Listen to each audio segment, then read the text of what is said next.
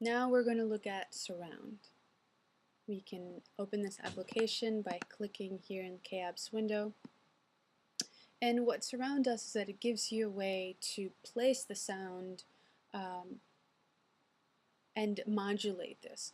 So we have different ways of doing it. You can do stereo, quad, hexagon, octagon, and ITU51. The preset that we have is for stereo. I will select the main preset for stereo pan. That way I know that I have a K-tone selected and that the sound will come through. So there is a Doppler that you can turn on or off, and then there is absorption, which you can also turn on and off. If we open the modulation window, then we see that for this particular preset, the modulation goes, if depending on the length, we have a different X position, and there is nothing for the Y. This is only in stereo, right? There is an initial value saved, however. It is a 64, and that just means that then we're going to start at 64 always. Another thing to remember about surround is that the audio is parallel to the other applications, so that although you do need to have a tone selected to get the sound through, you can turn off, you should in fact turn down K tone in K live window for the sound not to mix with the surround, and all as well as the other ones. It does go to the master mix, and you can control there the level as well as mute it and add some EQ if you wish to at that point, but you do need to have K-tone and or all the other applications down so that they don't interfere or that they don't add to the sound, because this is not coming after them, this is coming in parallel.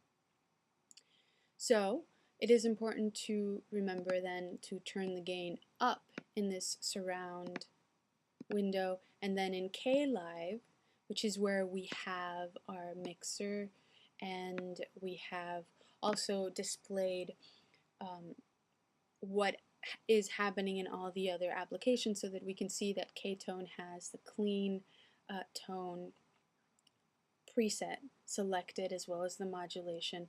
The gestures are off, triggers are off, K-loop is off, phase vocoder is off. If they were on, then you would definitely want to mute them here.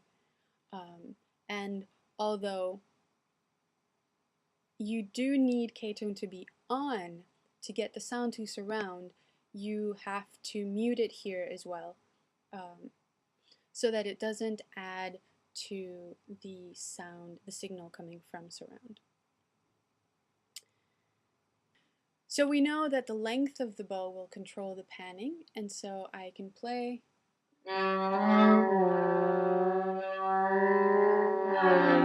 and the length of the bow, so the frog brings the sound to the left, the tip to the right. And that weirdness that happens in the middle is just because we have Doppler on and absorption on. If we were to turn those off, then the sound would be clean. But that is up to you. So you have up to 8 speakers, and you can place the sound spatially in any of these by using these modulation sources. You can use the bow sensors or the derived sources. You can also use external MIDI devices to control this.